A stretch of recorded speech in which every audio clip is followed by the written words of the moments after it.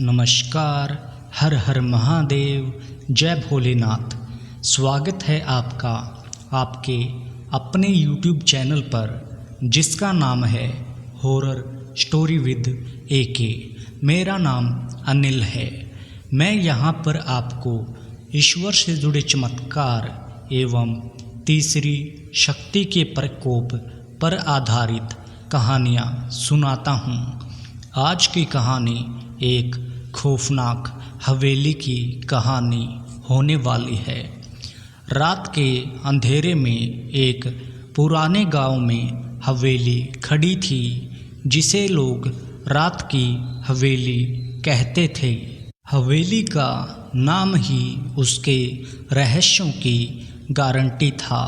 कहते हैं कि हवेली में रात के समय कोई अजीब शक्ति सक्रिय हो जाती है और वहाँ जाने वाले कभी भी वापस लौटते हुए नहीं देखे गए।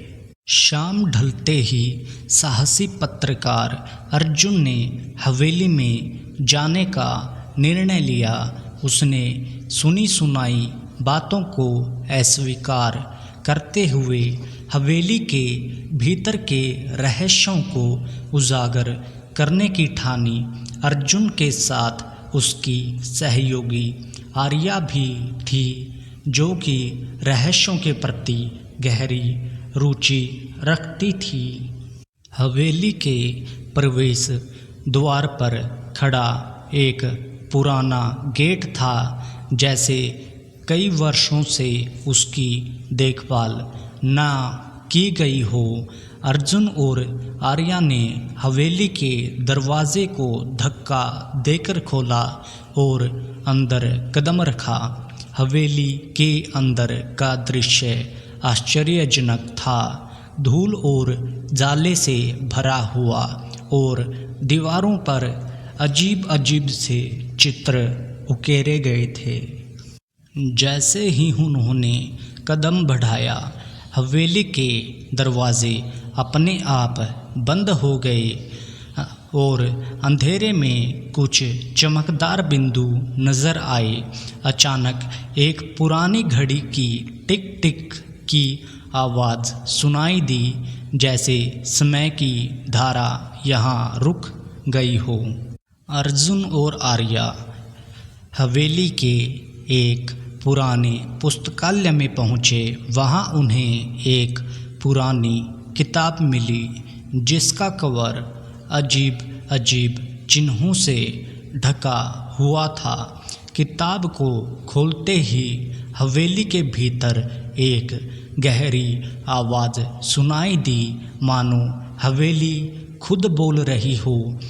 आवाज़ में उन्हें चेतावनी दी गई कि हवेली के भीतर रहस्य छिपे हुए हैं और जो भी उन रहस्यों को उजागर करने का प्रयास करेगा वह कभी वापस नहीं लौटेगा।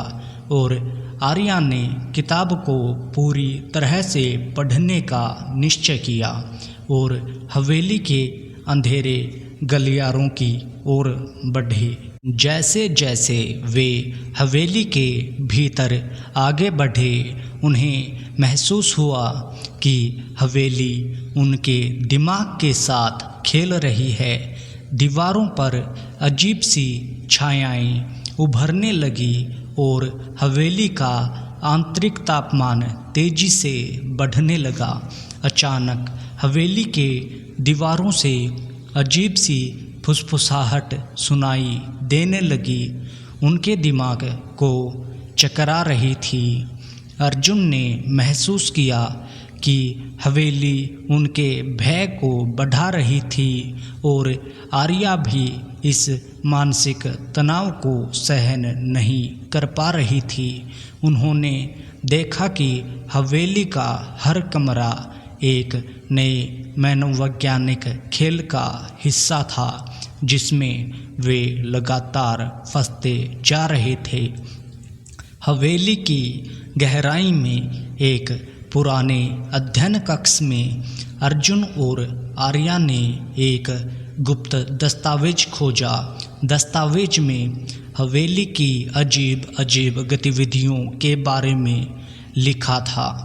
हवेली में एक बार एक महान शोधकर्ता ने आत्मा की शांति को नियंत्रित करने के लिए प्रयोग किए थे, लेकिन प्रयोग के दौरान कुछ गलत हो गया और उसकी आत्मा हवेली में ही कैद हो गई। हवेली की अजीब घटनाएं उस आत्मा की आहें थी जो शांति की तलाश कर रही थी। अर्जुन और आर्या ने महसूस किया कि हवेली को शांति देने के लिए उन्हें आत्मा को मुक्त करना होगा। अर्जुन और आर्या ने हवेली में एक विशेष अनुष्ठान करने का निश्चय किया। उन्होंने दस्तावेज में दिए गए निर्देशों के अनुसार अनुष्ठान की तैयारी की और हवेली के केंद्र में स्थित एक पुराने वेदी पर पूजा की। जैसे ही पूजा समाप्त हुई, हवेली के भीतर एक शांति की लहर फैल गई। अजीब सी आवाज़ें और छायाएं गायब हो गई और हवेली का वातावरण बदल गया। आत्मा को शांति मिली और हवेली की रहस्यमयी ताकतें शांत हो गई।